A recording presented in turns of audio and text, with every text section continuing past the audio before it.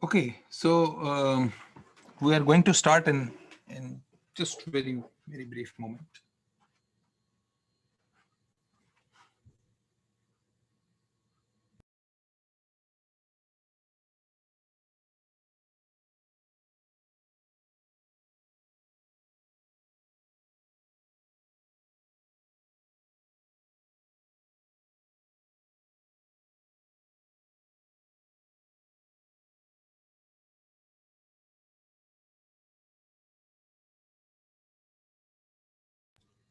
All right, so somebody needs to tell me if the screen is visible. Is the screen visible? Okay, great, thank you. So what we are going to do today is continue with the estimation. So slightly changed topic. So last time what we did, until last time, we talked about the estimation of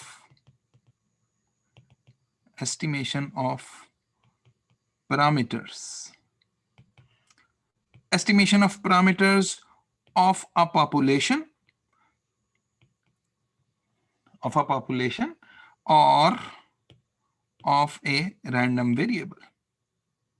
एक ही चीज थी. So हमने दो चीजें consider की कि या तो एक बहुत बड़ी पॉपुलेशन हो, and from that very large population just take a small sample of 30 people or 40 people or 60 size sample, then calculate the sample mean and sample variance. Using the sample mean and sample variance, you can provide an estimate of the population parameters, जो population की actual mean होगा, true mean होगा या true variance होगी, आप उनके estimates बता सकते हैं. ठीक है. This is equivalent to saying कि if you have a random variable and you instantiate that random variable. When I say कि instantiate that random variable means के random variable जो होता है वो कोई एक वैल्यू लेता है ना, तो एक एक्सपेरिमेंट करें, आपके पास एक वैल्यू आ जाएगी. So that's one instantiation. ठीक है, एक इंस्टेंस उसका क्रिएट हो गया. If you take another instance, एक और दफा एक्सपेरिमेंट रिपीट करें उसी रैंडम वेरिएबल के लिए, you will get another value and then another value and then another value. So you get all of these sample values from the random variable. You can estimate the mean and variance of the random variable as well. So parameter estimation, point estimation के अंदर हमने ये देखा कि आप population के या random variable की mean variance को आप estimate कर सकते हैं. We also looked at interval estimates. Also looked at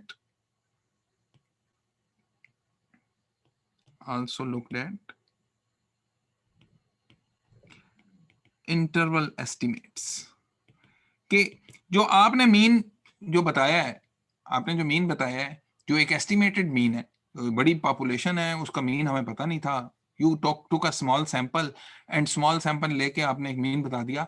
आपको कितना कॉन्फिडेंस है कि वो आपका जो बताया हुआ मीन है from the small sample, that is a true representative of the true mean. तो उसका कॉन्फिडेंस लेवल जो है वो हम बता सकते हैं. And we saw okay, you can do that by using either the normal distribution or by using the student t distribution if the variance of the population is not known. Okay? And similarly for the variance estimate, you can use the chi-square distribution. So we finished all of this last time. Today we are going to extend this and we are going to ask the question, okay, can you estimate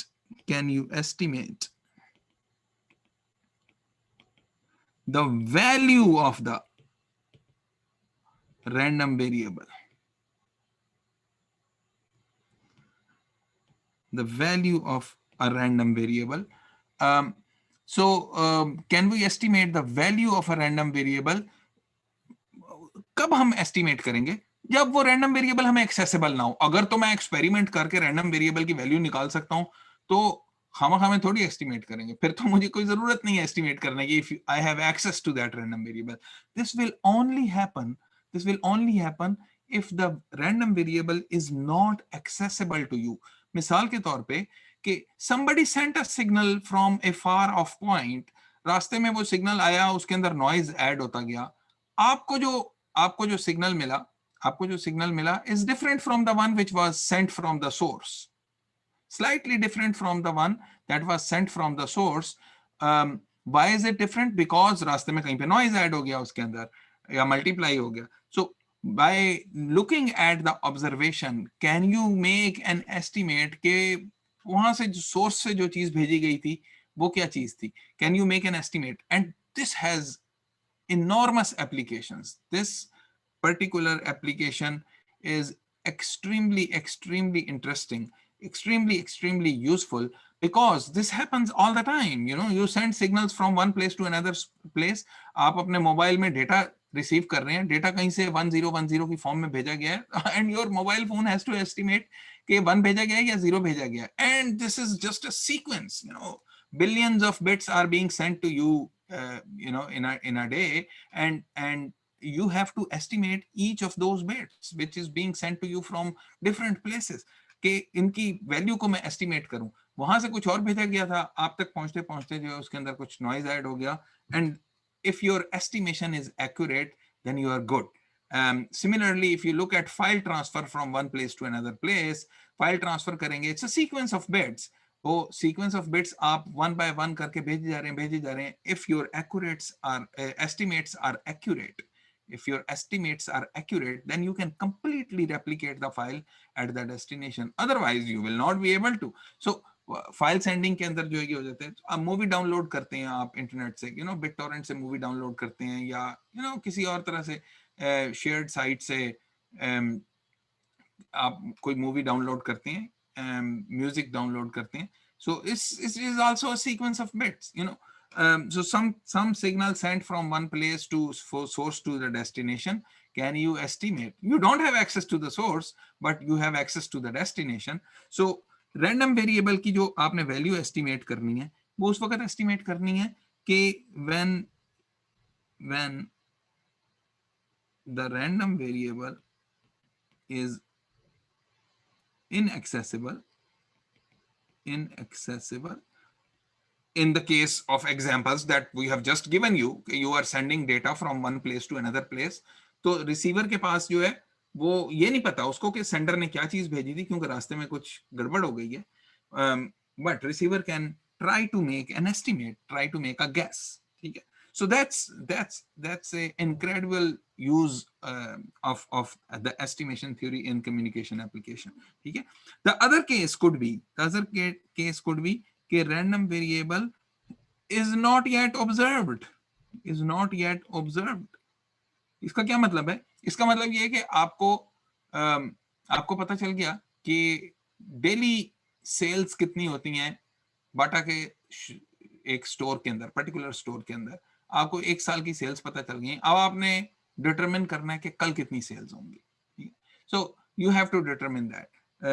so that is a random variable. कल जो sales होंगी वो random variable अभी तक generate ही नहीं हुआ है.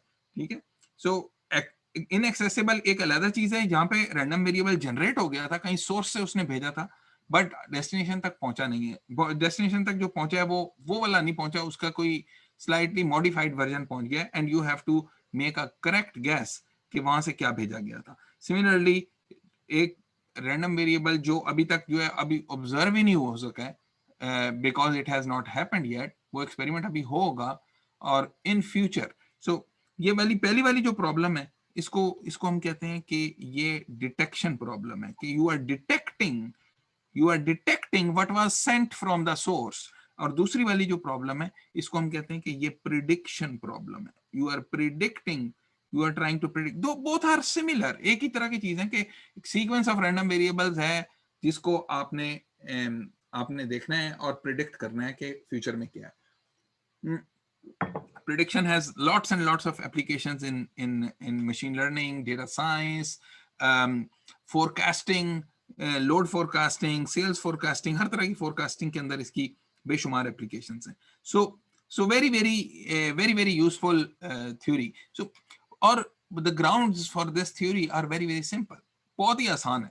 बहुत ही आसान है. So we are going to talk about a few estimators. We are not going to talk about the machine learning algorithm which finds the best estimator. Machine learning के अंदर क्या होगा कि वो estimator भी जो है ना वो automatically optimize किया जाएगा. But what we are going to do today is we are going to talk about 4 different estimators. हम 4 estimators की बात करेंगे. पहले 2 estimators की बात करेंगे, फिर 2 और estimators की बात करेंगे. ये फिक्स्ड एस्टिमेटर्स हैं, वो हमने पहले से डिसाइड कर लिया कि ये कौन कौन से एस्टिमेटर्स हैं, and these are reasonably good estimates. ये मशीन लर्निंग से पहले जो है ये एस्टिमेटर्स ही इस्तेमाल होते हैं डेटा ट्रांसमिशन के अंदर. इन्हीं एस्टिमेटर्स को इस्तेमाल किया जाता है. मशीन लर्निंग के अंदर आप क्या करते हैं कि you have a big pool of data, उसके ऊपर आपने एस्टिमेटर जो है उसकी स्पेस जो है वो भी ओपन छोड़ दी है कि कोई सा भी एस्टिमेटर लगा लें जो आपके रिजल्ट्स को बेहतरीन कर दे. ठीक है. So first of all I'm going to talk about what we call the map estimator. The map estimator. और भूलना नहीं है इस चीज को कि एस्टिमेटर का काम क्या है. एस्टिमेटर का काम यह है कि या तो आपने डिटेक्शन करनी है या आपने प्रिडिक्शन करनी है. आपने बेसिकली एक रैंडम वेरिएबल की वैल्यू को प्रिडिक्ट करना है, आपने एस्टिमेट करना है. डिटेक्शन प्रॉब्लम में भी यही होता है, प्रिडिक्शन प्रॉब्लम के अंदर भी यही होता है. आपने एक वैल्यू को एस्टिमेट करना है, चाहे वो फ्यूचर की वैल्यू हो या वो ऐसी वैल्यू हो जो किसी ने दूर से भेजी थी, हम तक वो पूरी नहीं पहुंच सकी. It's a noisy version of that value which has reached us, and I have to estimate the exact value. ठीक है. so map estimator जो है उसके अंदर अगर इसका मैं मॉडल बनाऊं, वेरी सिंपल मॉडल, कि यहाँ पे लेट्स से कि कोई रैंडम वेरिएबल है x and here you have y and you can observe y. y is observed. ठीक है. given observation y is equal to, take some small value small y. से जब भी आप x से कोई भेजेंगे आपको कोई y मिलेगा वहां पे. रास्ते में ये दरमियान में कुछ यहाँ पे नॉइजी चीज हो गई है, कुछ गड़बड़ हो गई है, कोई नॉइज ऐड हो गया. ठीक है. So now given the observation y, I would like to estimate x. Given observation y, I would like to estimate x. कैसे एस्टिमेट करेंगे? एक बड़ी जो शायद ऑब्वियस चीज होगी वो ये होगी कि given this y is equal to y, जो आपने ऑब्जर्व किया है, given this y, what is the most probable x. यानी x जो है वो बहुत सारी वैल्यूज ले सकता है. लेट्स से कि x जो है एक डिस्क्रीट रैंडम वेरिएबल है जो 4 वैल्यूज ले सकता है. वो 4 आप ट्रांसमिट कर सकते हैं. जो आप 4 ट्रांसमिट करेंगे y पे आपको कुछ रिसीव होगा. वो चारों में से कुछ नहीं रिसीव होगा, आपको कोई नॉइजी वर्जन रिसीव होगी. बट गिवन दिस y, कौन सा x जो है वो भेजा जा सकता है, कौन सा x भेजा जा सकता है. Now that is something that we can easily answer by saying ke that is find an x. हमें एक ऐसा x find करें which is the estimate. Find an x that maximizes the probability x is equal to x given y is equal to y. यानी आपको y is equal to y आपने observe किया है.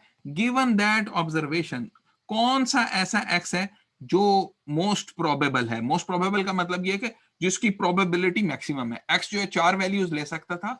which value has the most probability given y is equal to y, जो भी वो maximum value आती है वो वाला x हम कहेंगे कि it's an estimate. So this is a reasonable way of estimating x.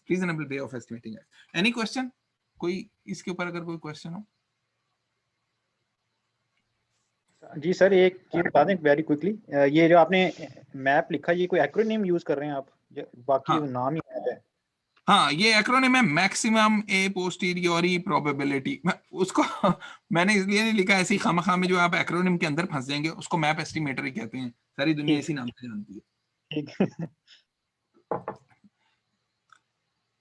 So map estimator ये क्या करता है, ये probability x given x is equal to x given y is equal to y को मैक्सिमाइज करेगा. So find an x that maximizes max over x probability x is equal to x given y is equal to y.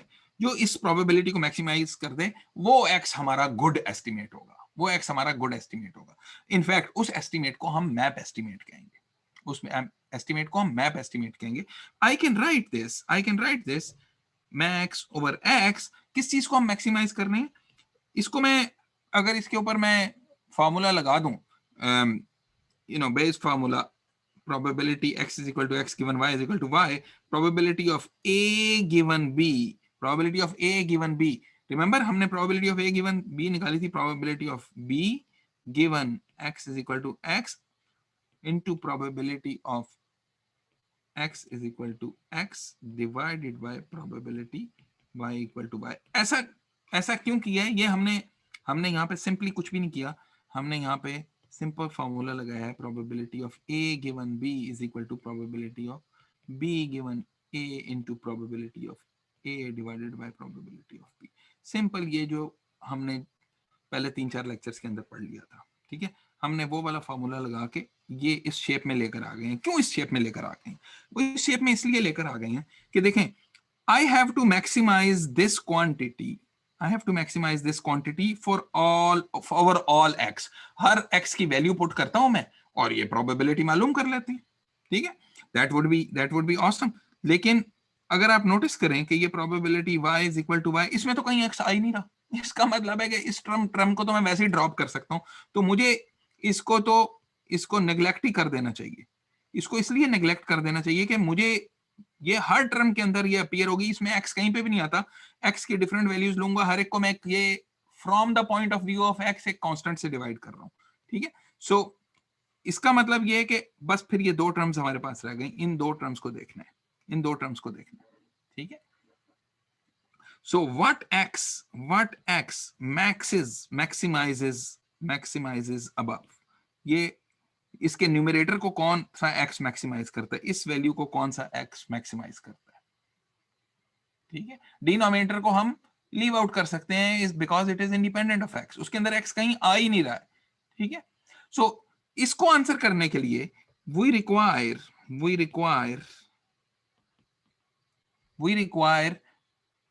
a priori probabilities. इसका क्या मतलब है? इसीलिए इसको जो है ना मैप कहते हैं, maximum a priori probability detector या एस्टिमेटर. ए प्रियोरी प्रोबेबिलिटी क्या चीज है? ए प्रियोरी प्रोबेबिलिटी है कि probability x is equal to x. ये हमें चाहिए बिकॉज ये यहां टर्म अपीयर होती है, ये हमें चाहिए. But this is often not known and often uniform, और अक्सर यूनिफॉर्म भी होती है. यूनिफॉर्म का क्या मतलब है कि आप लेट्स से कि एक फाइल भेज रहे हैं, वहां से in terms of bits zeros और वंस भेज रहे हैं. सो जितने नंबर ऑफ जीरोस होंगे उतना ही नंबर ऑफ वंस होंगे ऑन एवरेज, या एटलीस्ट आप एनकोडिंग उसकी इस तरह की कर देंगे कि जितने जीरोस आते हैं रफली उतने ही वंस आए. So the probability of sending a 1 and probability of sending a 0 is roughly equal to 0.5. अगर आप 2 के बजाय 4 सिंबल्स भेज रहे हैं, भेजते हैं तो the probability that you will send either of those symbols is roughly 0.25. So इसका मतलब ये है कि if that is the case, if the a priori probabilities are uniform, if this is the case, then all we need to do is maximize over x probability of y given y is equal to y given x is equal to x. ये देखिए मैंने सिर्फ ये किया कि ये वाली जो टर्म थी ना, ये जिसको अब मैं सर्कल कर रहा हूँ, इसको उठा के यहाँ पे रख दिया, ठीक है. बाकी जो टर्म्स हैं वो छोड़ दी हैं. क्यों? इसको नेग्लेक्ट कर दिया, इसमें एक्स ही नहीं आ रहा था. दूसरी वाली जो थी वो चूंकि सब में बराबर थी इसलिए उसको भी छोड़ दिया, ठीक है. सो this estimator which maximizes the probability y is equal to y given x is equal to x, this estimator, hang on a second, this is called the maximum likelihood estimator or MLE estimator, maximum likelihood estimator of x given y is equal to y. इसको जो है maximum likelihood estimator कहते हैं. सो देखिए हमने कहां से start किया था जो प्रोबेबिलिटी x गिवन y को मैक्सिमाइज करता है.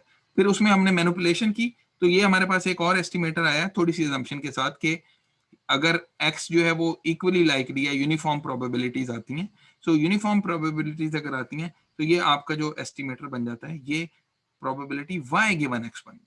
What x maximizes the probability y is equal to y given x is equal to x. तो इसका मतलब है कि हमने हर x के लिए ट्राई करना है और ये वाली प्रोबेबिलिटी फाइंड आउट करनी है, ये कंडीशनल प्रोबेबिलिटी फाइंड आउट करनी है. जो मैक्सिमम होगी वो वाला x हमारा आंसर है.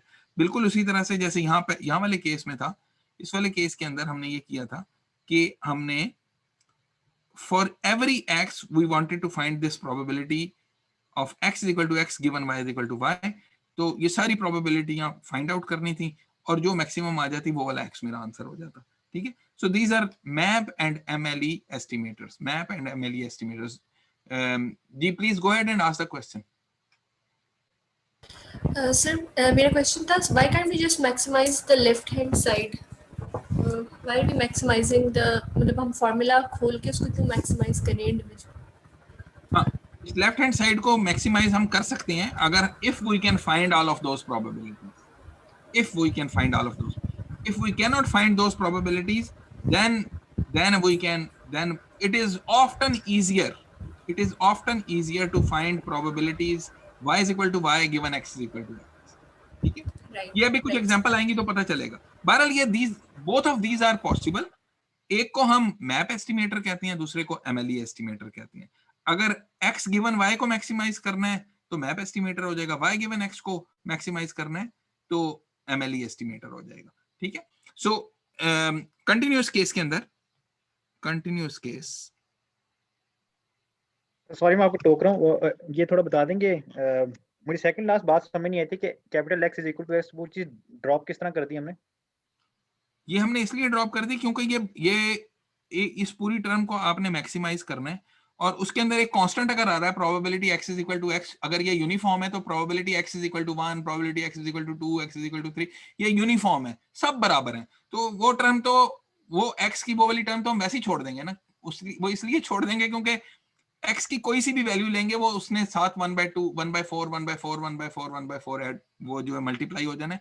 तो ये मैक्सिमाइज करने का मतलब ये है कि आपने सिर्फ लेफ्ट वाली टर्म को ही मैक्सिमाइज करना है. सर ये तो बड़ी ये प्रीरेक्विजिट असम्पशन पे चल पड़े ना कि हमारा x की डिस्ट्रीब्यूशन ही यूनिफॉर्म है. बिल्कुल बिल्कुल.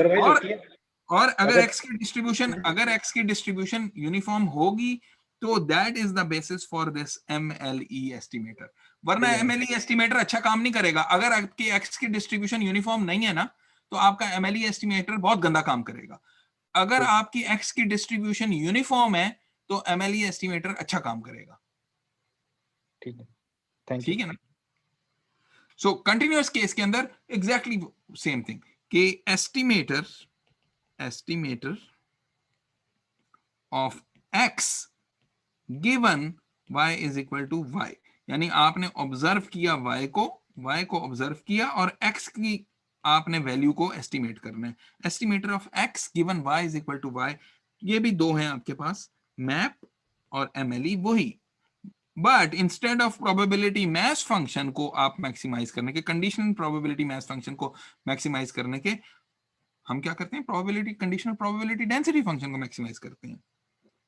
तो आंसर ये करेंगे कि विच एक्स मैक्सिमाइजेस, अभी एग्जांपल आएगी तो पता भी चलेगा, विच x मैक्सिमाइजेस f of x given y, x given y. ठीक है. एमएलई के केस में ऐसा x फाइंड आउट करें which will maximize f of y given x, y is equal to y given x is equal to x. इसको y given x ऐसे लिखते हैं. ठीक है. सो जोन सा x जौन सा x जो है वो इसको मैक्सिमाइज करेगा वो MLE एस्टिमेट होगा, जो x इसको मैक्सिमाइज करेगा वो आपका मैप एस्टिमेट होगा, वो मैप एस्टिमेट होगा। तो एक एग्जांपल देखते हैं और उस एग्जांपल से जो है ना वो बड़ी क्लैरिटी आ जाएगी। और ये कंटिन्यूअस के केस की एग्जांपल देखते हैं, ठीक है। So let's consider a joint density function of x and y, ठीक है, joint density function of x and y के की जगह मैं यहाँ 2e to the minus x e to the minus y, ठीक है, 0 is less than y is less than x is less than infinity। पहले तो ये मैं आपको ये रीजन बता देता हूँ, ये किस रीजन की हम यहाँ पे बात कर रहे हैं। So both x and y are greater than 0, both x and y are greater than 0 and y is less than x, y is less than x, और लेकिन दोनों infinity तक जा रहे हैं, which means कि we are talking about ये वाली लाइन और इस वाली लाइन में ये वाला रीजन, ये इंफिनिटी तक जा रहा है रीजन। ये वो रीजन है कि जहां पे y is equal to x है, ये वाली लाइन के ऊपर y is equal to x है, और ये वाला जो रीजन मैंने ये शेड कर दिया है, ये रीजन, ये वाला region is given by this region, ये जो डेंसिटी फंक्शन के साथ आपको दिया हुआ है, ठीक है। So now we are asked this question कि given y is equal to y, what is an estimate of x, ठीक है। अब देखें अगर x और y इंडिपेंडेंट होते तो y अगर दिया हुआ भी होता तो मैं x के बारे में कुछ खास बता नहीं सकता था, मैं कहता x का एस्टिमेट मैं कैसे कर सकता हूँ, y आपने दिया है मुझे, लेकिन y और x इंडिपेंडेंट है, मत दे मुझे y नहीं भी देंगे तब भी मेरा वही आंसर होगा जो y देने से मेरा आंसर होगा। लेकिन in this case we don't know whether y and x are independent. In fact हमें इस लिमिट को देखने से पता चल रहा है कि y और x इंडिपेंडेंट नहीं है। खाली अगर डेंसिटी फंक्शन को देखें तो यहां से देख के नहीं पता चलता कि x और y इंडिपेंडेंट है या नहीं है, क्योंकि यहाँ पे x और y की टर्म तो अलग-अलग हो रही हैं। लेकिन इफ यू नोटिस कि यहाँ पर जो आपको लिमिट्स दी हैं, यहाँ पे x और y जो है ये आपस में मिक्स्ड हुए हैं, तो दैट मीन्स कि x और y जो है वो इंडिपेंडेंट नहीं है। इंडिपेंडेंस की रिमेंबर हमारे पास एक रिक्वायरमेंट थी कि आपके पास density function, joint density function जो है वो x और y की टर्म में अलग हो जानी चाहिए, जो इस केस में होती हैं। लेकिन साथ में एक और कंडीशन भी थी कि उसकी जो लिमिट्स हैं वो भी आपस में इंटरमिंगल नहीं होनी चाहिए, x की लिमिट अलग हो, y की लिमिट अलग हो। लेकिन यहाँ पर तो x और y की लिमिट एक दूसरे के ऊपर डिपेंड कर रही है। सो इसलिए this is a joint density function in which x and y are dependent on each other, ठीक है। तो इसका मतलब है कि knowing y you might be able to tell something about x, ठीक है। अगर मैं आपको बता दूं कि y जो है वो 50 है, तो यू आर गारंटीड कि x जो है वो 50 से छोटा तो नहीं हो सकता, राइट? ऐसा ही है ना। अगर x और y इंडिपेंडेंट होते और मैं आपको बताता कि y 50 है, तो आप कहते ठीक है, so what's the big deal, I can not still tell anything about x, मुझे x के बारे में कुछ ना पता चलता। But now if I tell you कि y is 50, then you do know that x is definitely greater than 50. So this is very important to understand कि knowing one variable and the other variable based on that, this estimation requires कि कुछ उनके दरमियान dependency हो, अगर if you want the estimation to be reasonably accurate, ठीक है। तो let's try to find out कि ये x का एस्टिमेट क्या है given y is equal to y. Let's try to find that out, ठीक है। So x का एस्टिमेट फाइंड आउट करने के लिए हम देखते हैं कि ऐसा एस्टिमेट निकालते हैं, मैप एस्टिमेट भी निकालते हैं और MLE एस्टिमेट भी निकालते हैं। मैप एस्टिमेट क्या होगा? मैप एस्टिमेट होगा ऐसा x जो f(x) गिवन y को मैक्सिमाइज कर देगा, और MLE एस्टिमेट क्या होगा? जो fy गिवन x को मैक्सिमाइज कर देगा, ठीक है। सो इसके लिए हमें जरूरी होगा कि ये दोनों कंडीशनल डेंसिटी फंक्शंस हमें पता चल जाएं। तो how do I find the conditional density function? So we do know that f of x given y is equal to joint density function fxy x comma y divided by the marginal of y, right? ऐसे ही है ना। और similarly f of y given x जो है वो joint density divided by marginal of x होगा। So let's find those out. तो marginal सबसे पहले x का और y का मालूम करते हैं। सो मार्जिनल्स मालूम करते हैं, मार्जिनल्स मालूम करते हैं, मार्जिनल पीडीएफ मालूम करने के लिए सबसे पहले x का मालूम करें, f(x) is equal to integrate कर दें x को out, integrate out x from 2e to the minus x e to the minus y dy, इसमें से y को इंटीग्रेट आउट कर दें, x का डेंसिटी फंक्शन फाइंड आउट करने के लिए y को इंटीग्रेट आउट कर दें। सो y को कहां से कहां तक इंटीग्रेट आउट करेंगे? y को हम इंटीग्रेट आउट करेंगे फ्रॉम 0 टू x, क्योंकि y जो है x से बड़ा नहीं हो सकता, x से छोटा होना चाहिए, ठीक है। सो इसको सॉल्व करें और इसको सॉल्व करने से आपके पास आ जाएगा 2e to the minus x 1 minus e to the minus x, ठीक है, and this would be 0x infinity. This is the marginal of x. This is the marginal of x. Similarly, you can find the marginal of y. Fy of y, ये करने के लिए integrate out x, और x को integrate out करने का मतलब ये है कि उसको y से लेके इंफिनिटी तक इंटीग्रेट कर दें, 2e to the minus x e to the minus y dx.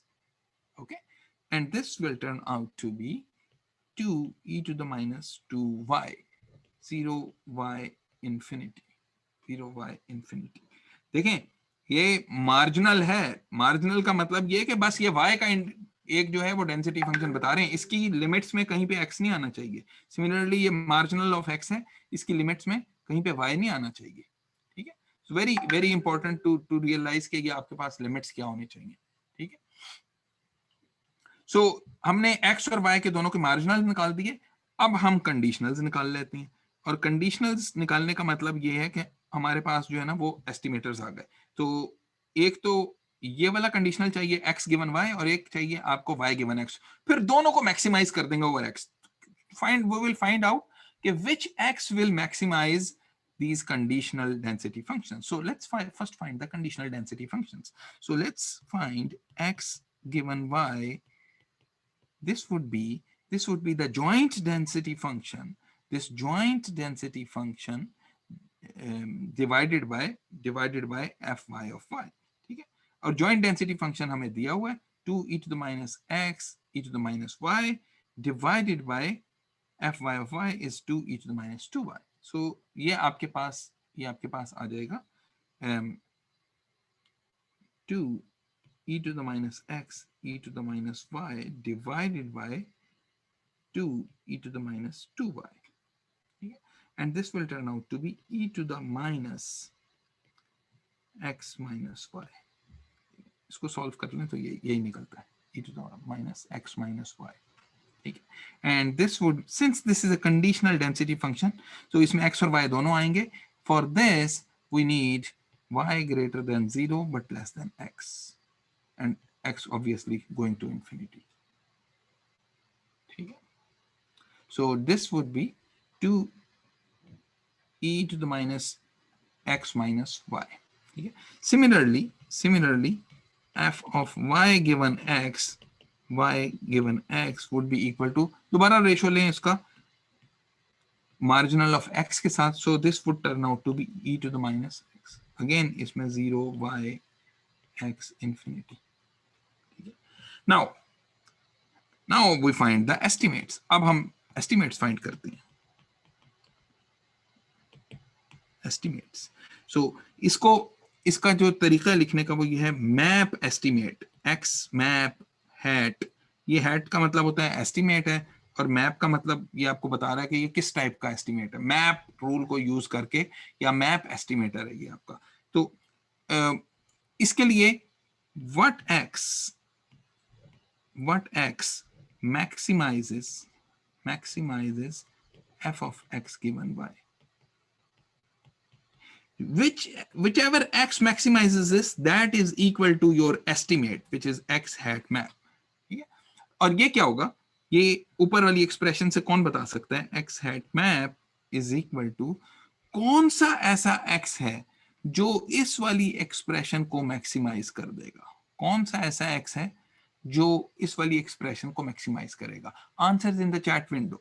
I want to maximise this expression, y कुछ भी हो सकता है, I want to find an x which will maximize this guy, x जो है वो कुछ भी हो सकता है 0 से infinity तक, of course y से बड़ा होना चाहिए।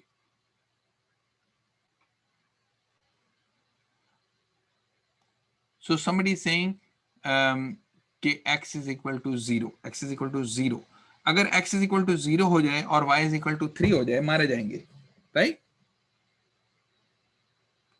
x इज इक्वल टू 0 हो और y इज इक्वल टू 3 हो जाए तो e टू द पावर 3 आपका आंसर आएगा, लेकिन y इज इक्वल टू 5 हो जाए तो फिर e टू द 5 आंसर आएगा। सो x इज इक्वल टू 0 हो नहीं सकता, x इज इक्वल टू 0 हो नहीं सकता, क्योंकि मैं अगर x इज इक्वल टू 0 यहाँ पुट कर दूंगा तो ये e to the power y इसका आंसर आ जाएगा, और e to the power y जो है वो तो एक्सपोनेंशियली बढ़ता जाएगा with y, which y will you select? So one way of answering, don't forget कि हमारा ओरिजिनल क्वेश्चन जो था वो इस बॉक्स के इर्द गिर्द था, जिसमें आपने y को ऑब्जर्व कर लिया है और x को एस्टिमेट करना है।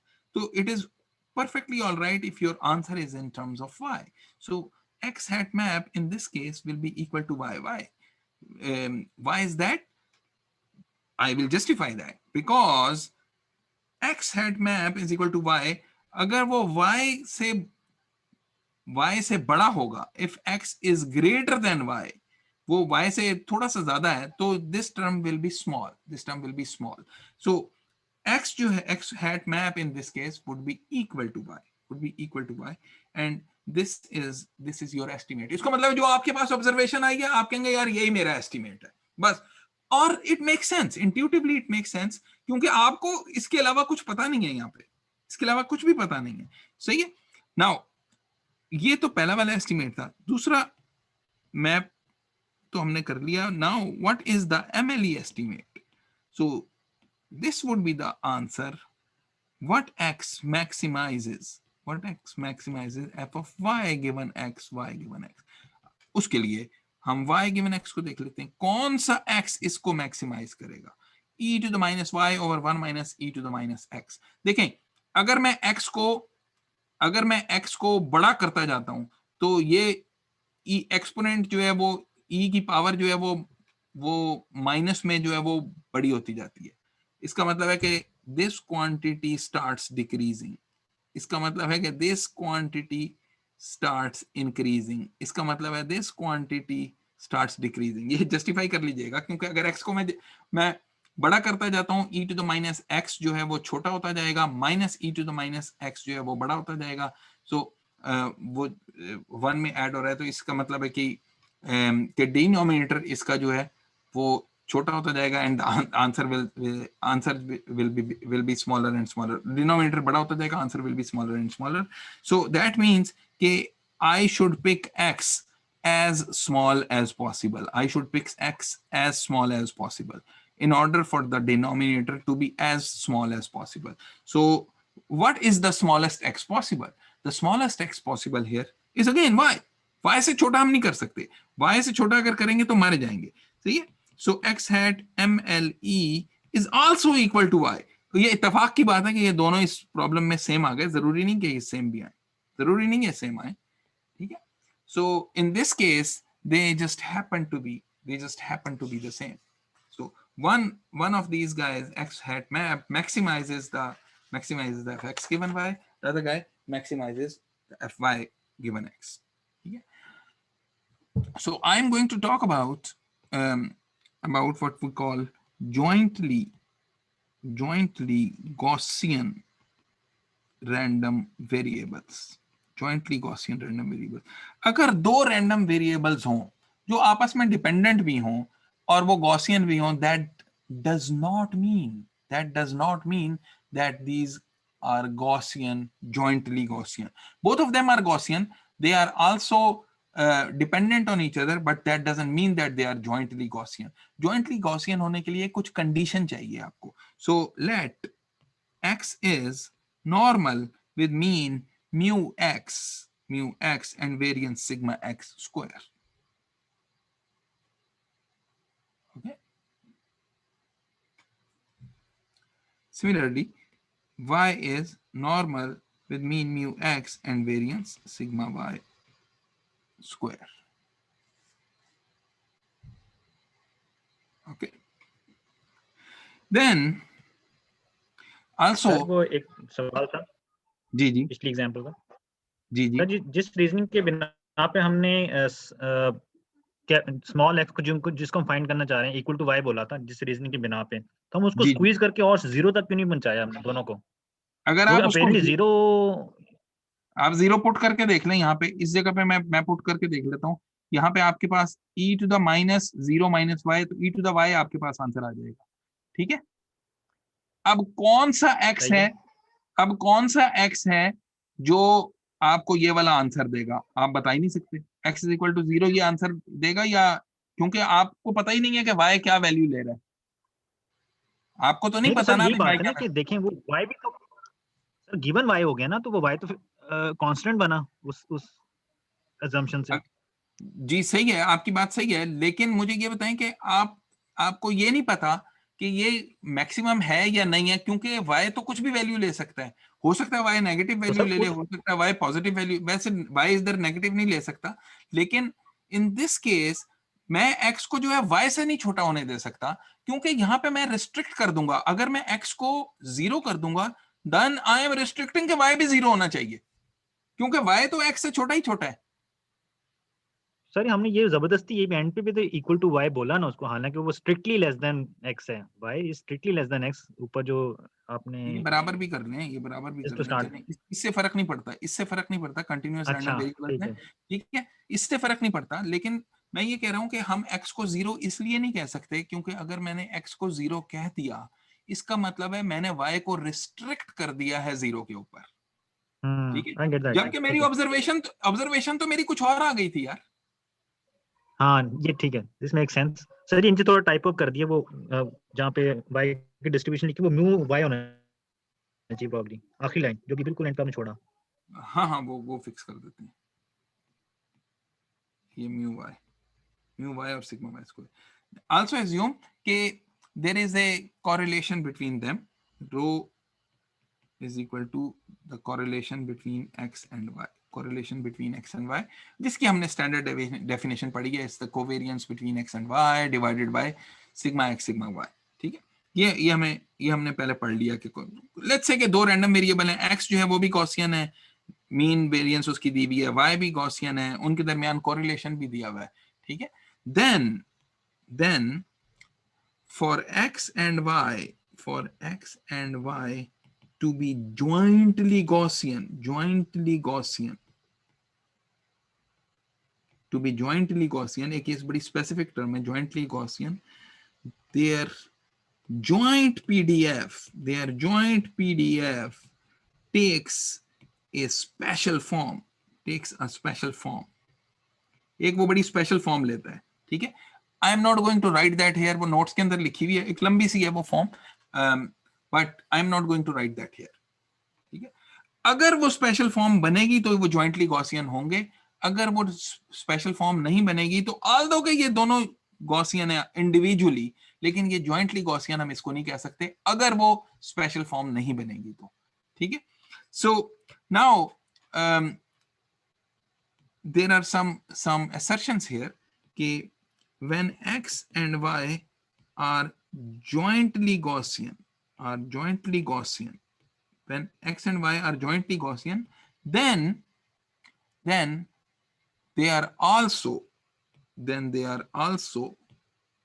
individually Gaussian, यानी उनके मैं मार्जिनल निकालूंगा ज्वाइंटली गॉसियन से, इंडिविजुअल x को इंटीग्रेट आउट करके y का पीडीएफ निकालें और y को इंटीग्रेट आउट करके x का पीडीएफ निकालें, तो वो दोनों जो हैं गॉसियन ही बनेंगे, गॉसियन ही बनेंगे।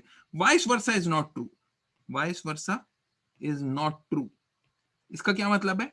इसका मतलब है कि अगर x और y गॉसियन हो, इसका यह मतलब नहीं है नेसेसरीली वो ज्वाइंटली गॉसियन हो जाएंगे, नहीं, उनके ज्वाइंटली गॉसियन होने के लिए वो स्पेशल फॉर्म ज्वाइंट पीडीएफ को वो स्पेशल फॉर्म लेनी पड़ेगी, और वो स्पेशल फॉर्म जो है वो नोट्स में लिखी हुई है। So when x and y are jointly Gaussian, then they are also individually Gaussian, वो individually भी Gaussian होंगे। ठीक है, also when x and y are jointly Gaussian,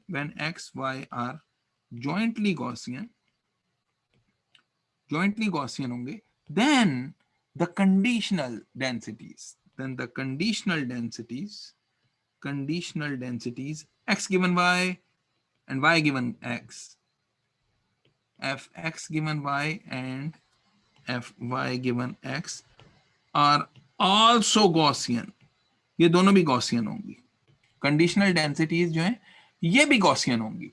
और नॉट जस्ट दैट, उसमें आपको ये भी बता दें, ये हम इसका यहाँ प्रूफ नहीं करेंगे लेकिन इट कैन बी प्रूव, ये स्क्वायर कंप्लीट करना पड़ेगा एक्सपोनेंट की पावर के अंदर, तो in the interest of time हम वो ये नहीं करेंगे, लेकिन ये हम आपको बता दें कि f of x given y is going to be a normal अगर ये jointly Gaussian है, if they are jointly Gaussian x and y, then the conditional of x given y or y given x is also going to be Gaussian.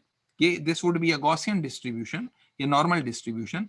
जो f of x given y है, इसका mean जो होगा वो mu x plus the correlation between the two, sigma x over sigma y, y minus mu y.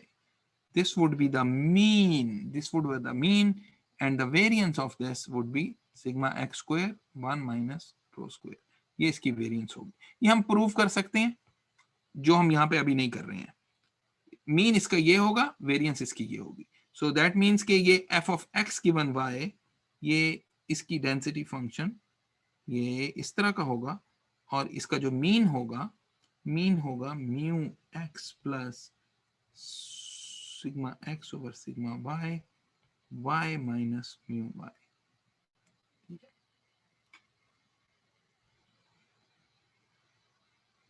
In fact ये small y होना चाहिए।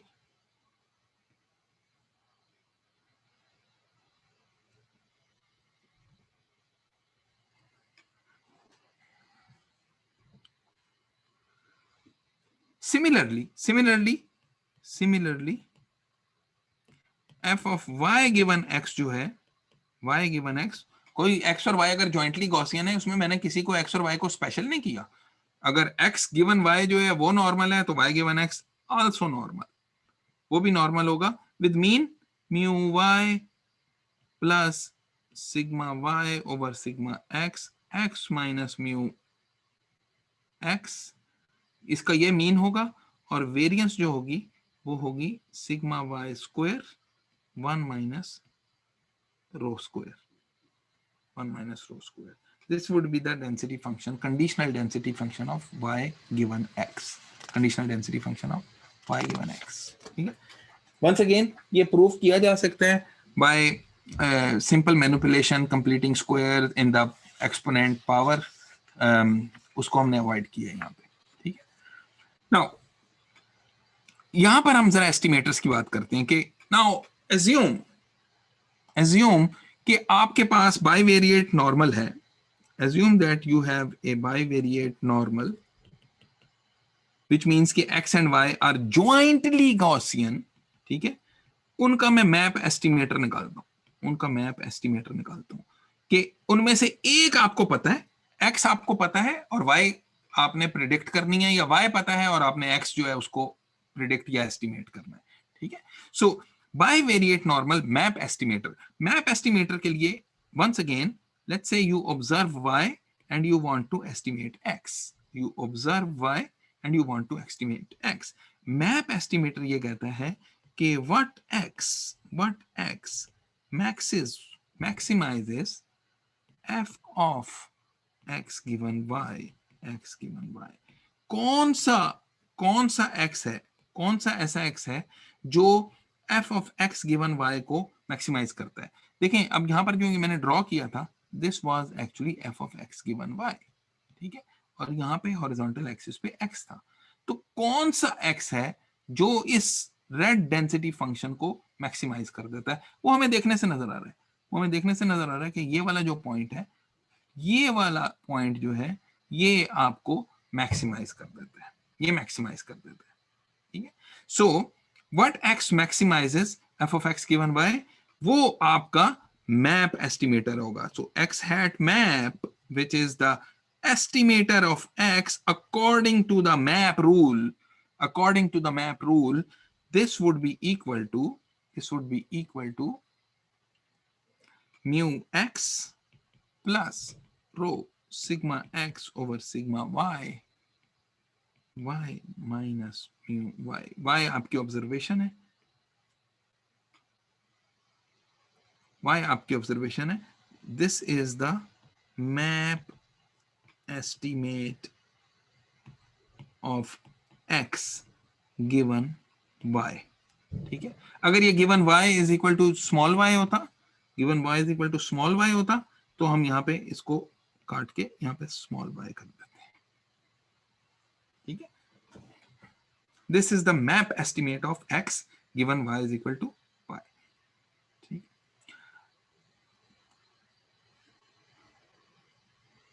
Now अब अगर हमने मैप एस्टिमेटर निकाला है तो बाइवेरिएट का MLE भी निकाल लेते हैं, MLE एस्टिमेटर भी निकाल लेते हैं। MLE एस्टिमेटर क्या चीज है? MLE एस्टिमेटर ये है कि what x maximizes f of y given x, ठीक है। जो ऊपर हमने प्लॉट किया, ये जो हमने प्लॉट किया था density function, this density function was f of x given y, लेकिन हम उसी तरह y given x भी प्लॉट कर सकते हैं। y given x कैसे प्लॉट करेंगे? y given x ऐसे प्लॉट कर देंगे, ठीक है।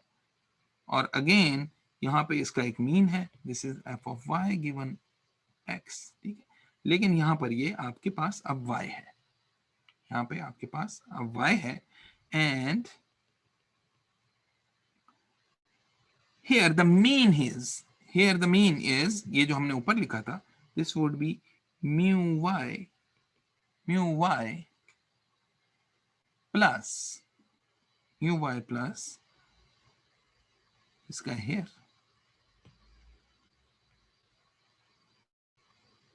here, mu y plus rho times sigma y over sigma x plus rho times sigma y over sigma x into x minus mu x, ठीक है। सो अब हमने एक ऐसा x फाइंड करना है जो f of y given x को मैक्सिमाइज कर दे। How do you find that x? ठीक है, हम ऐसा करते हैं कि ये डेंसिटी फंक्शन हमें पता है कि पीक पॉइंट इसका ये वाला है, तो let's try to find out कि इस जगह के ऊपर x क्या होता है। That value of x is my MLE estimate, but I know that कि at this point y is equal to, your observation is equal to mu of y plus rho time sigma y over sigma x into x hat MLE minus mu of x, ठीक है। तो हमने क्या किया, हमने यहाँ पे x की जगह पे वो x MLE डाल दिया जो इसको मैक्सिमाइज कर देता है, and this would be equal to your observation by. इसको सॉल्व करें अगर, तो यहां से आपके पास x hat MLE, this would turn out to be sigma x over, नीचे रो आ जाता है, sigma y minus mu y plus mu x, ठीक है। सो if you notice that this expression here, number 2, is not quite the same as equation number 1, जरा different है उससे, थोड़ी सी डिफरेंट है, ठीक है। सो इसका मतलब है कि मैप एस्टिमेटर और MLE एस्टिमेटर जो है वो डिफरेंट है, ठीक है। स्पेशल केस करते हैं। स्पेशल केस ये होगा कि both are standard normal, x is standard normal 0 1 and y is also standard normal 0 1, ये दोनों नॉर्मल 0 1 है, ठीक है। इन this case x hat map would be equal to यहां से देखें कि ये मीन उसका 0 हो जाएगा और सिग्मा x सिग्मा y दोनों 1 हो जाएंगे, यहाँ मीन 0 हो जाएगा। So this would simply be equal to rho times the observation y, ठीक है। बाकी सब कुछ खत्म हो गया। और x hat MLE एस्टिमेट क्या बनेगा, ये सिग्मास जो है वो 1 हो जाएंगे, म्यूज जो है वो 0 हो जाएंगे। So this would be equal to y over rho, ठीक है। सो यू कैन सी कि दोनों के बीच में कोई डिफरेंस है यहाँ पे। So these are the 2 estimates. तो हमने जो है ना ये तरीके देखें एस्टिमेट निकालने के कि आपको y ऑब्जर्व कर लिया है, आपने x की वैल्यू को एस्टिमेट करना है. Now I am going to talk about two more estimates. ठीक है, before I talk about those two more estimates, let me talk about error of estimates. और जब मैं आपको उन दो एस्टिमेट्स के बारे में बताऊंगा जो नए अभी हम पढ़ेंगे मैप और MLE के अलावा, then you will realize कि why it was important to talk about the error of estimate. Error of estimate क्या चीज है? Error of estimate ये चीज है कि you observe y, ठीक है? You observe y and you try to estimate x, but the true x was something different. So you observe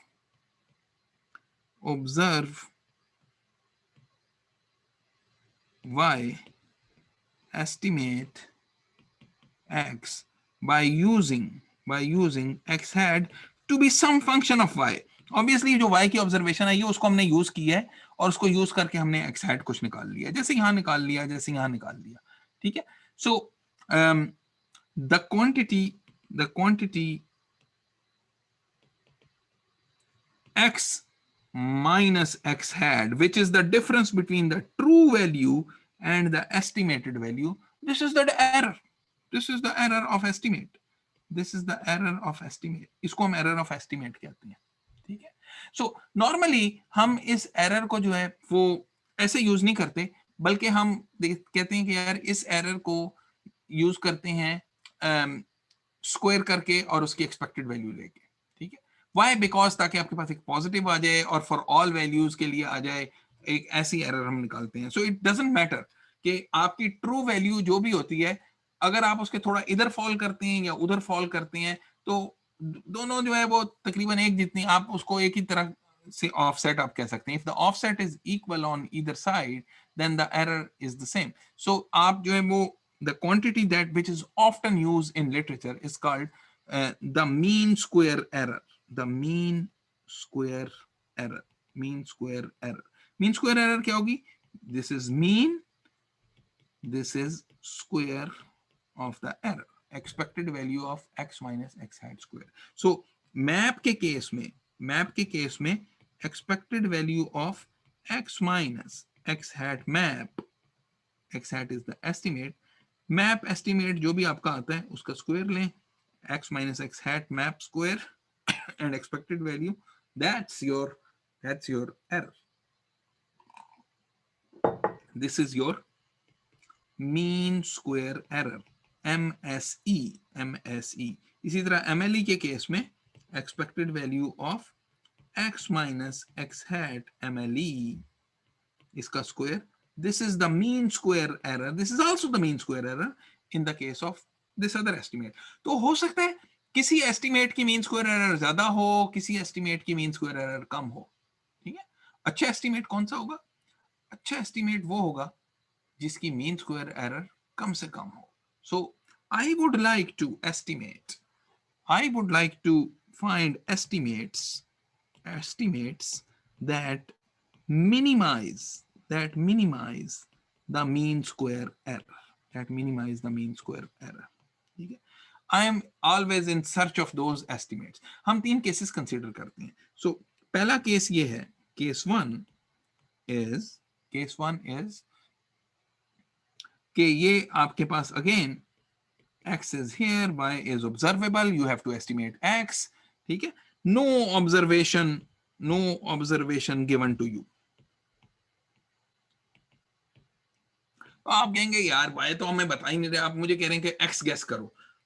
भाई y बताएंगे तो मैं कुछ आंसर कर सकता हूं, अगर y बताया ही नहीं है तो फिर क्या करेंगे? फिर तो हम सिर्फ यही कर सकते हैं कि the best I can do is estimate x by a constant. एक कांस्टेंट से एस्टिमेट कर दें. ठीक है, so error, mean square error is equal to x minus a, which is some constant, by a constant a. इसकी expected value का square इसका लेते हैं और इसको मिनिमाइज करते हैं. सो try to minimize this. try to minimize this. So इसको minimize करने के लिए, in fact if you recall, ये हमने एक homework के अंदर भी सवाल दिया था जिसके लिए आपको कोई estimation theory की जरूरत नहीं है. In order to minimize this expression, how do you minimize this expression? किसी भी function को कैसे आप minimize करते हैं? उसको derivative लेके 0 को equal put कर दें. So differentiate with respect to a set equal to 0. ठीक है? And this would be 2 times expected value of x minus a star. अब a star मैं इसलिए कह रहा हूं क्योंकि a star is that a जो error को minimize कर रहा है. ठीक है? So this guy and minus comes here. This would be equal to 0. This gives you a star is equal to expected value of x. This is totally acceptable. यानी मैं आपसे ये कह रहा हूं कि यार आप x को estimate करें, मैं आपको y के बारे में नहीं बताऊंगा. I don't want to tell you anything about y. एक सिस्टम है, वो काम कर रहा है, just tell me कि उसकी इनपुट क्या है. आप कहेंगे यार ये किस तरह की बात कर रहे हैं, कोई ऑब्जर्वेशन तो बताएं. कोई ऑब्जर्वेशन नहीं बताएंगे तो ठीक है, मेरा एस्टिमेट ये है, मेरा बेस्ट एस्टिमेट जो एरर को मिनिमाइज करता है, दैट एस्टिमेट इज कि एक्सपेक्टेड वैल्यू ऑफ x के बराबर है. एक्सपेक्टेड वैल्यू ऑफ x के बराबर है. Very very reasonable, very very reasonable. You can take the second derivative to find out that this actually minimizes the error, not maximizes the error. क्योंकि ये इस तरह का कर्व बनेगा, इस तरह का कर्व नहीं बनेगा. सेकंड डेरिवेटिव लेके जो है वो आप वेरीफाई कर सकते हैं कि second derivative would be greater than 0. So this was the first case. Very boring case. जिसमें हमें कुछ बताया ही नहीं और हमसे कह दिया कि जी एस्टिमेट कर दें. ये तो कोई बात ही ना हुई. Now let's take a look at case 2. Case 2 is very interesting. कि y is observed and shared. आपसे शेयर कर लेते हैं और आपसे कहते हैं कि जी अब बताएं कि क्या एस्टिमेट है. ठीक है? तो just like we have shown here कि a star is expected value of x. If you are given y, then the best estimate which minimizes the mean square error, there is a little proof of that. और proof जो है वो हमने notes के अंदर दिया है. उसकी outline आपको बता देते हैं. उसकी outline ये है कि for every y given any y, expected value of x is the best estimate. अगर मैं आपको कोई भी y बता दूं, given that y, expected value of x would be the best estimate. बिल्कुल इसी तरह से जो है वो डेरिवेटिव लेके set equal to 0 करेंगे और आपके पास आंसर निकलेगा. But everything would be conditional upon y, क्योंकि now y is given to you. So that means the best estimate now, and when I say best का क्या मतलब है? Which minimizes the mean square error. जो mean square error को minimize करता है वो best estimate है. वो estimate आपके पास क्या होगा? वो x hat MMSE, not MLE, not MAP. This is the one which minimizes the mean square error. हो सकता है MAP भी जो है वो mean square error को minimize करे, in which case it would be equal to the MMSE estimate. ठीक है? This would turn out to be expected value of x given y. Expected value of x given y. ये मैंने सिर्फ आपको outline दी है. For proof see notes. ये notes आप देख लीजिए, उसके अंदर इसका प्रूफ दिया है और आउटलाइन उसकी यही है कि for every value of y which is given to you, you will show that this is equal to expected value of x given that value of y. So the MMSE estimate turns out to be expected value of x given y. ठीक है? Now ये estimator तो हमने निकाल लिया, इसकी error भी होगी कोई. The error of this best estimator, best MMSE minimizes the mean square error, minimum mean square error estimator is the mean square error minimum mean square error is given by, again इसका भी एक छोटा सा proof है, is given by variance of x given by variance of x given y. In fact, इससे आपको ये भी बता दें कि ये जो केस 1 था इसके अंदर भी एरर आती थी. केस 1 के अंदर जो एरर आती थी, मैं अगर यहां पर लिखना चाहूं, एरर जो होगी वो होगी expected value of x minus a star whole square. This was our mean square error, which is equal to expected value of x minus, but a star is expected value of x whole square. और ये क्या चीज है? ये क्या चीज है? This is expected value of sigma x square, which is equal to sigma x square. This is equal to sigma x square. Thank you, brother. बिल्कुल उसी तरह से यहाँ पे expected value of variance of x given y, वहां पे expected value of variance of x थी क्योंकि y तो गिवन ही नहीं था. यहाँ पे y is given to you, so this would be expected value of variance of x given y, variance of x given y. So case 1 very boring, y आपको दिया नहीं गया. Best estimate is a star is expected value of x. This is your best estimate. और उसकी error कितनी है? Variance of x. Now second case, y is observed and it is shared with you. It's given to you. The best estimator is expected value of x given y, and the error of that estimate is expected value of variance of x given y. Variance of x given y. ठीक है. तीसरा case एक और लेकर आते हैं. Case 3. ठीक है. We still want to minimize the mean square error. Still want to minimize the mean square error. Y is observed and shared. We still want to minimize the mean square error. Mean square error उसको हमने अभी भी minimize करना है, but we want to restrict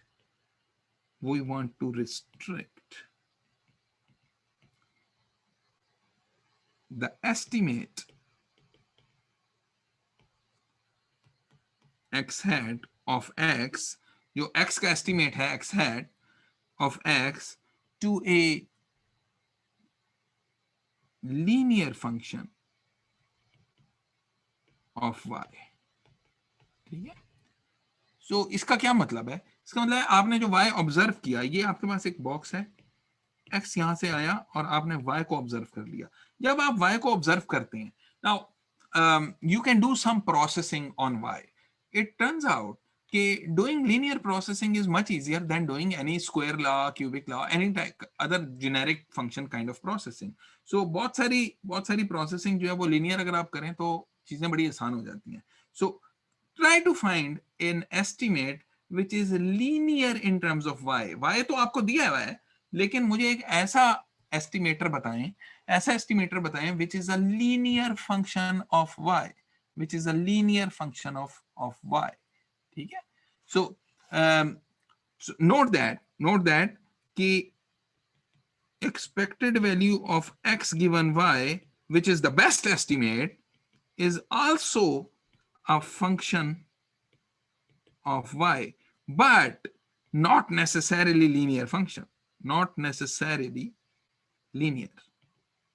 ये not necessarily linear है. ठीक है. However, in case 3, we are looking to find an estimator which is necessarily linear, which means we restrict g of y to be equal to ay plus b. कोई gy आपका estimator है, उसको आप ay plus b इसकी शक्ल में लेकर आ सकते हैं, इसके अलावा नहीं ला सकते. a और b कांस्टेंट्स होंगे. ठीक है. सो हमारा गोल क्या है? गोल is to find g star y which minimizes the mean square error. which minimizes the mean square error. ठीक है, so basically what we want to do is minimize expected value of x minus ay minus b whole square. इसको हम minimise करना चाहते हैं, इसको minimise करना चाहते हैं. ठीक है, एनी क्वेश्चन सो फार? सर ये हमने लीनियर फंक्शन पे क्यों रिस्ट्रिक्ट किया, जरा दोबारा बता देंगे प्लीज? हमने इसलिए रिस्ट्रिक्ट किया कि जो y हम ऑब्जर्व करेंगे उसको हमने कुछ इलेक्ट्रॉनिक से गुजारना है, कुछ उसके ऊपर प्रोसेसिंग करनी है. लीनियर करनी हो तो वो आसानी हो जाएगी, अगर लीनियर नहीं करनी होगी, कुछ और काम करना होगा उसके साथ, तो उसमें जरा मुश्किल होगी. सो प्रैक्टिकली जो है वो अक्सर ऐसा होता है कि हमें लीनियर फंक्शन जो है वो उससे गुजार देते हैं y को और कहते हैं कि यार ये जो लीनियर फंक्शन था ना ये वो एस्टिमेटर है, आपका लीनियर एस्टिमेटर है. ठीक है, थैंक यू सर. सही है. So I want to minimize this error which is between x and gy. x और gy के बीच में जो error है, which is this mean squared of that error, मुझे उसको minimize करना है. Now if you think about it, this random variable x minus ay is a random variable. ये एक random variable है.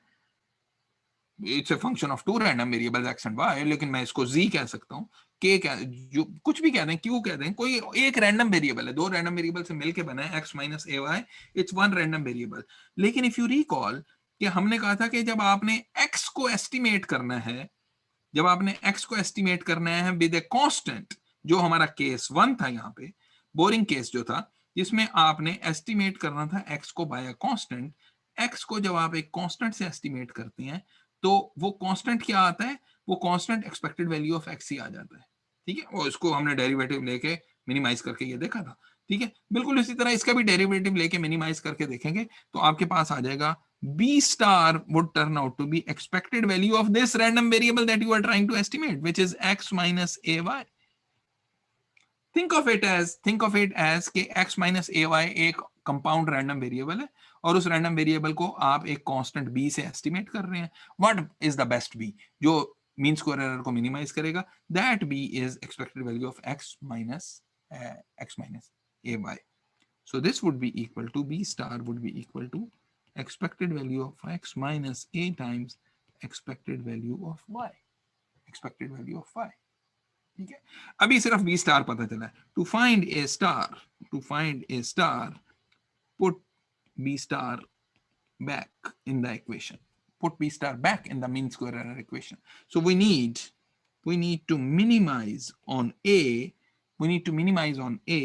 Expected value of x minus ay minus ये जो हमने b star निकाला है, which is expected value of x plus a times expected value of y. इसके whole square, इसको हमने मिनिमाइज करना है. इसको थोड़ा सा रीअरेंज करते हैं. Minimise on a expected value of x minus ex minus a y minus ey और इस सारे का होल स्क्वायर्ड और ये इसकी एक्सपेक्टेशन. हमने इसको मिनिमाइज करना है. अगेन उसी तरह डिफरेंशिएट करें और डिफरेंशिएट करके आप differentiate with respect to a and set equal to 0. So इसको जब आप डिफरेंशिएट करेंगे with respect to a, तो ये देखें आपके पास क्या होगा, you will get वही -2, तो एक यहाँ पर आ जाएगा expected value of ये x minus expected value of x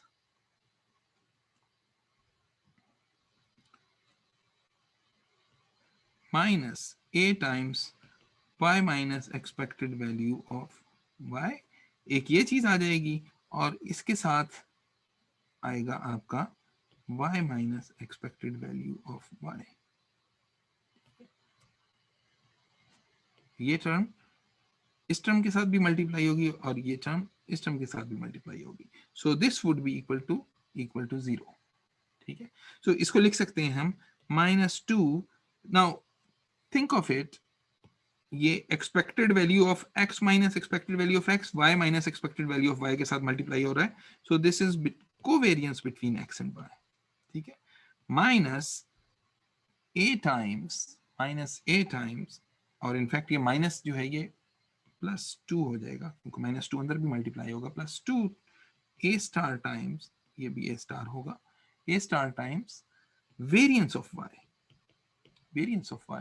this would be equal to 0. ठीक है, सो a स्टार आपके पास क्या निकलेगा, covariance of x y divided by variance of y. ठीक है, which can be manipulated. इसको हम लिख सकते हैं covariance of x y over sigma y into sigma y, ऐसे लिख सकते हैं. ठीक है, सो a स्टार को हम लिख सकते हैं covariance of x y divided by sigma y और सिग्मा x इधर भी डालते हैं, सिग्मा x इधर भी डालते हैं, और ये वाली जो चीज आपके पास बनी है, this is correlation between x and y into sigma x over sigma y. ठीक है, तो ये आपके पास a स्टार आ गया. इसको वापस इक्वेशन में डालें तो g स्टार y जो आपका एस्टिमेटर था, that would turn out to be rho xy sigma x over sigma y times y plus expected value of x minus a times expected value of y. इसको थोड़ा rearrange करेंगे तो g star of y would be equal to rho times sigma x over sigma y minus expected value of y plus expected value of x. ये आपके पास linear MMSE आ गया.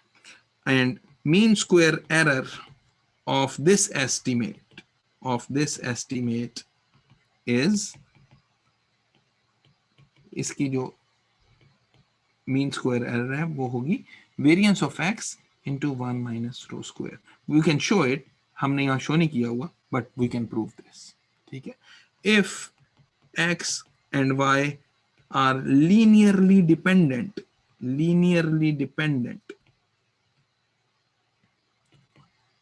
इसका मतलब है कि रो आपके पास 1 होगा. देखें, if x and y are linearly dependent और आप कह रहे हैं कि मैंने x को एस्टिमेट करना है by making a linear function of y, इसका मतलब है कि आप बड़े एक्यूरेट होंगे क्योंकि आपने लीनियर फंक्शन से एस्टिमेट करना है और x और y लीनियरली डिपेंडेंट हैं.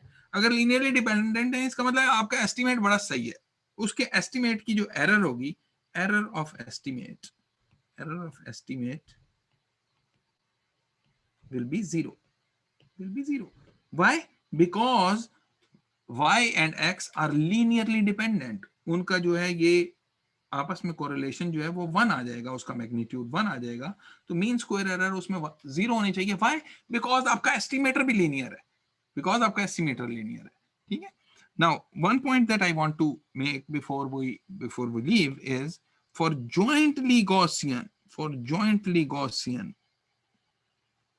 x and y, the linear estimate is the best estimate,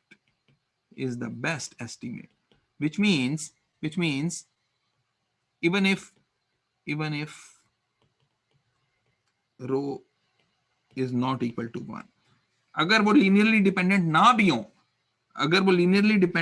हो, if they are jointly Gaussian, ये अब हम इसका प्रूफ नहीं कर रहे हैं, ये हम सिर्फ स्टेट कर रहे हैं. अगर jointly Gaussian है x and y, then the best estimate, expected value of x given y, this is your best estimate, जो हमारा केस 2 में आया था. This is your best estimate. और हम ये कह रहे हैं कि same as this will be same as the linear MMSE estimate only for the case of jointly Gaussian x and y. सिर्फ jointly Gaussian x and y के case में होगा. ठीक है. Now there are a few examples that we will take up in the next lecture. If there are any questions, कोई question है तो जरूर पूछ लें. This is a new material but very शायद ओवरवेलमिंग लगता होगा, लेकिन इसको एक दफा आप दोबारा से पढ़ेंगे ना तो it will all start making sense कि आपको एक रैंडम वेरिएबल दिया हुआ है y, उसकी बेसिस के ऊपर आपने x को एस्टिमेट करना है। अगर y नहीं दिया तो x को एस्टिमेट करना है, तो एक्सपेक्टेड वैल्यू ऑफ x आपका एस्टिमेट होगा। अगर y दिया हुआ है तो expected value of x given y आपका बेस्ट एस्टिमेट होगा। हर एस्टिमेट की जो है वो हम एरर भी निकाल सकते हैं। कोई ऐसा एस्टिमेटर होगा जो मैप को एस्टिमेट करेगा, जो आपकी प्रोबेबिलिटी डेंसिटी फंक्शन को जो है मैक्सिमाइज करता है, या एमएलई एस्टिमेट होगा वो भी प्रोबेबिलिटी डेंसिटी फंक्शन को, कंडीशनल प्रोबेबिलिटी डेंसिटी फंक्शन को मैक्सिमाइज करता है।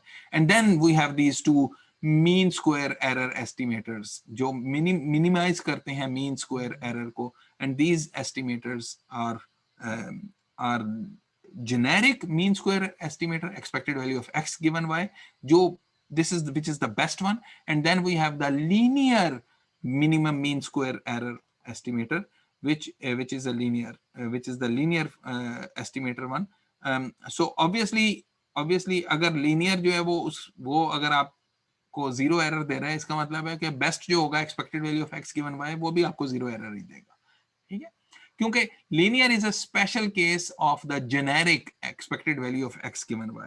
Expected value of x given y is the generic estimator, and linear estimator जो है हमने यहाँ पे derive कर लिया। So we have a couple of questions. Bilal, आपका क्वेश्चन है, फिर जवाब आपका क्वेश्चन है। सर बस मुख्तसर सा ये जो टुवर्ड्स एंड आपने कुछ लिखी हैं उसूली बातें, इसका कुछ ग्राफिकली आपने नोट्स में डाला हुआ है, थोड़ी विजुअलाइजेशन हो जाए थोड़ी सी, यानी बहुत ही हाई लेवल लग रही है मुझे। हाई लेवल अभी लग रही है, इसको एक दो दफा पढ़ेंगे ना तो आपको ये बड़ा क्लियर होगा। आप पढ़ लें और उसके बाद अगर नहीं आता तो आप ऑफिस आवर्स में पूछ लें, या वैसे मुझे ईमेल करके पूछ लें, पियाजा पे पूछ लें। ठीक है जी, Jawad and then Ali. Sir मैं कह रहा था कि इसके ये बुक का कौन सा चैप्टर है और इसकी एग्जाम्पल प्रैक्टिस क्वेश्चंस अगर आप या तो अपलोड करते हैं बता दें कहाँ मिल जाएंगे, क्योंकि वही जैसे भी बिलाल ने कहा थोड़ा सा भी एब्स्ट्रैक्ट फील हो रहा है, तो अगर एग्जाम्पल्स देखेंगे तो उससे बेहतर समझ आ जाएगा। जी एग्जाम्पल्स बहुत सारी एग्जाम्पल्स हमने नोट्स के अंदर भी दी हुई हैं, और इसके लिए जो बुक इस्तेमाल की है वो रफली आप वैसे नोट्स से देखें, लेकिन जो बुक है इसके लिए वो इट्स ए डिफरेंट बुक, वो हमने अभी तक क्लास के अंदर पहले यूज नहीं की है। And that book is by Leon Garcia की किताब है। मैं वो भी जो है ना वो पियाजा पे पोस्ट कर दूंगा कि कौन सी किताब है। चलिए सर चैप्टर भी कर दीजिएगा। Okay sir, thank you. जी, और बहुत सारी एग्जांपल क्लास नोट्स के अंदर भी दी गई हैं जो हमने बहुत पहले अपलोड भी किए हुए हैं। चलें ठीक है, मैं देख लूंगा। Okay, thank you sir. जी अली अल्ताफ।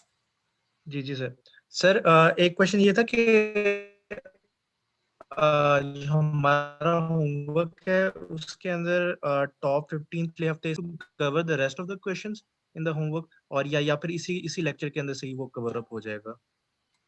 तो आप सॉरी, आपकी बात थोड़ी सी बीच में कट गई थी।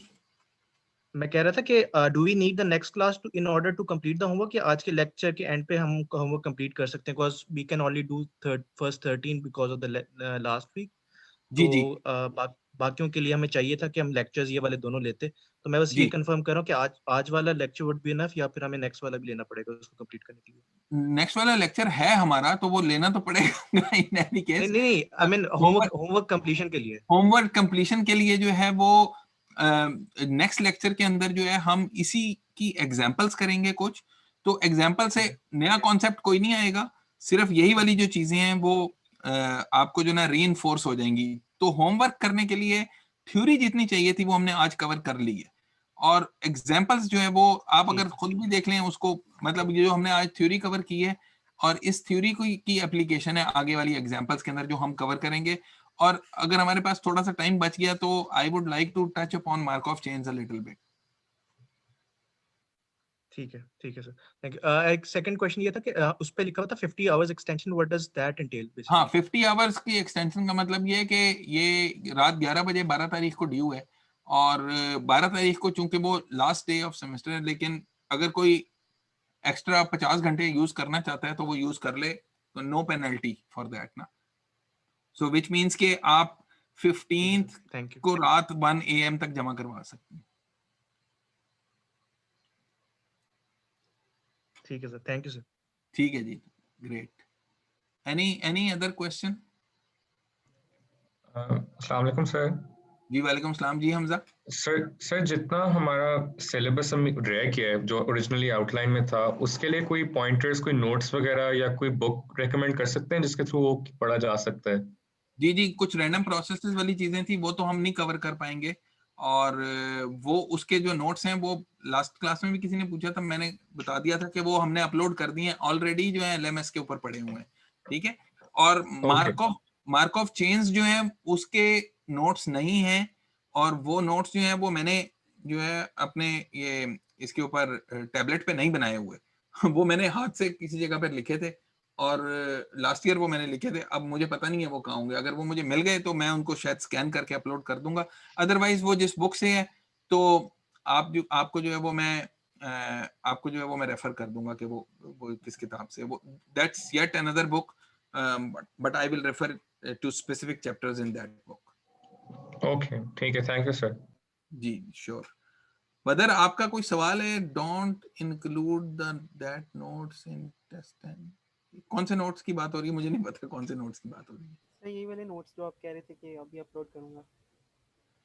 नहीं अपलोड हुए हुए हैं यार, ये सारे नोट्स जो हैं अपलोड हुए हुए हैं, इसके बाद वाला भी जो नोट्स का जो सेट है वो भी अपलोड हुआ है, दिस इज नोट्स का सेट 8, और नोट्स के सेट 8 तक जो है वो टेस्ट 10 में इंक्लूडेड होगा, उसके अलावा नहीं होगा। मैंने लेकिन उसके बाद भी एक सेट है वो भी अपलोड किया हुआ है जिसके अंदर रैंडम प्रोसेसेस हैं। जी sir, thank you so much. जी श्योर, बिल्कुल। Any other question?